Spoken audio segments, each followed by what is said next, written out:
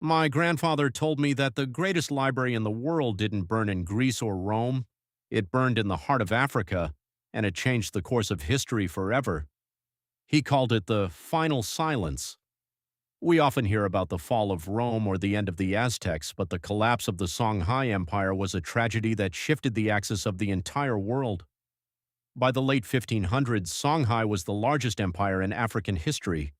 It was a golden age of science, law, and trade. In Timbuktu, books were literally worth more than gold. Scholars traveled from Cairo and Baghdad just to study at the University of Sankore. But Papa Obi told me that when you have everything, you become a target for those who have nothing. To the north, the Sultan of Morocco, Ahmad al-Mansur, was desperate.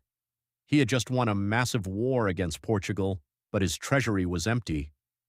He looked across the scorching sands of the Sahara and saw the gold of Songhai. He didn't just send an army, he sent a death sentence. In 1591, 4,000 Moroccan soldiers, many of them European mercenaries, began a march that everyone thought was impossible. They crossed the Sahara Desert, a journey that should have killed them all. But they were fueled by a terrifying new power: gunpowder.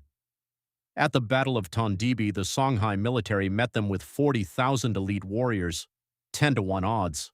On any other day, the Songhai would have crushed them.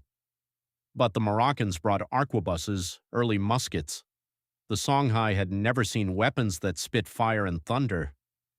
My grandfather said the sound alone broke the spirit of the empire. The Songhai tried to use a stampede of 1,000 cattle to break the Moroccan lines, but the roar of the guns turned the animals back onto the African soldiers. It wasn't a battle, it was a massacre. When Gao and Timbuktu fell, the intellectual heart of Africa was ripped out. The Moroccans didn't just take the gold, they took the scholars. They arrested men like Ahmed Baba, the greatest mind of the age, and dragged them across the desert in chains. The libraries were looted, the trade routes were shattered, and the unified peace of West Africa dissolved into centuries of chaos.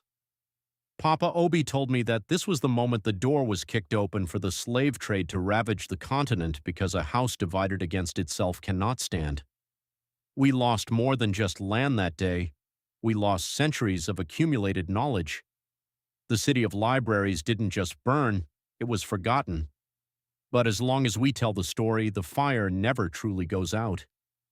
If you believe this history deserves to be remembered, hit that follow button and comment "history" to keep these stories alive.